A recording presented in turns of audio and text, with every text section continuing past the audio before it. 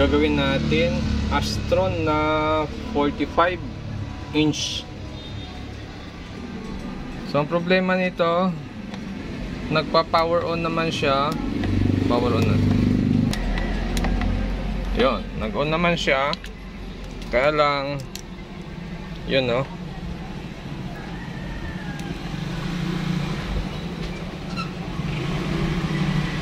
May sumpong ano. Parang nagpi-flicker siya. Okay. Yan. Yan. So pag ganyan, gagawin nyo lang dyan ay hahanapin nyo lang yung side na nagkakaroon ng problema. So bunutin muna natin. Yan. So may display naman siya, tapos ganun parang pumipitik-pitik yung display niya. So maaring may side yan na may problema na pwedeng nasa clock signal or pwedeng nasa swapping voltage yun. So gagawin lang natin dyan, try natin maghang ng ribbon. So hang tayo ng isang ribbon, tapos papaganahin natin. Titingnan natin kung magno-normal yung side na ito. Pag ito nag-normal, ibig sabihin yung side na ito buo. Yung side na ito, yun yung may problema sa kanya. So power on na lang ulit natin. Medyo may katigasan lang yung power on nito.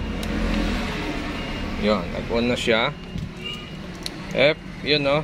Lumabas yung logo niya, hindi magalaw, normal. So normal sa dyan ano. Okay, normal sa dito.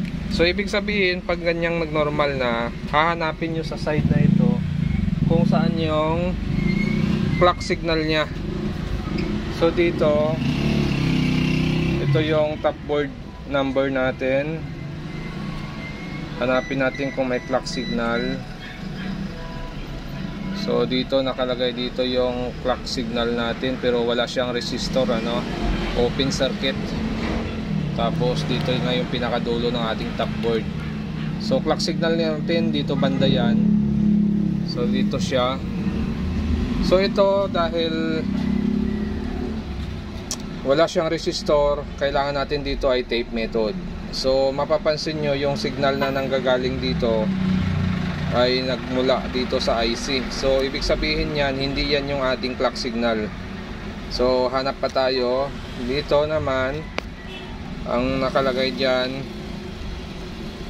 ay GM1. So hindi din yan yung clock signal natin. So dito may nakalagay dito mga resistor. Yan. Maaring ito yung clock signal natin. So kung hindi kayo hindi nyo kabisado, hindi kayo sure, resistance na lang kayo rito papunta rito sa ating top board. Yan. So ano yun? Ito.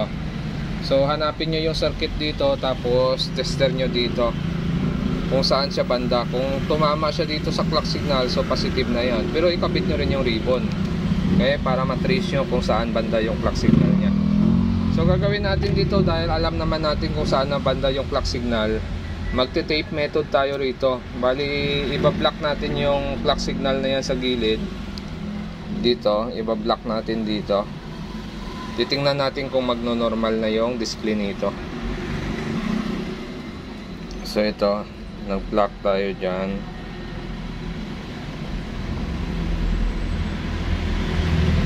So try natin kung gagana ito. So testing natin. Power on natin. Yan, nag-on na siya. Yun no. So, basta ng normal ano, hindi na siya magalaw o nagpi-flicker. Normal na yung display.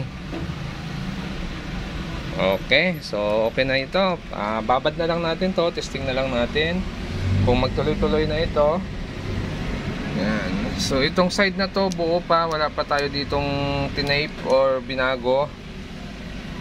Good pa yung side na ito. So bali itong side na to ang nagkaroon ng problema sa kanya.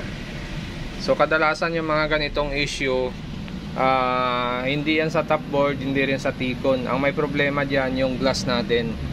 Nagkakaroon na ng leak yung mga circuit ng clock signal natin sa glass or swapping voltage natin, kaya pumapangit yung display niya. Okay. Yan, nakalagay no signal. Lagyan natin ng palabas.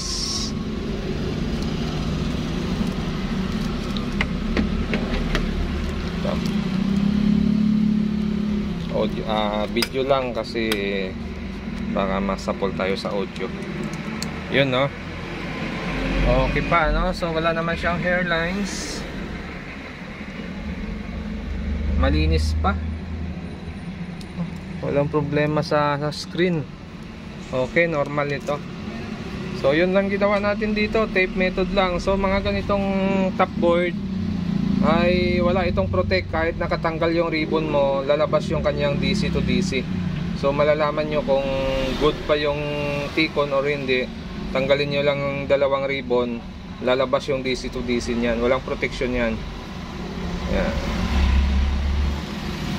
Okay na. At kung bago lang kayo sa aking channel, huwag kalimutan mag-subscribe sa susunod ulit natin na video.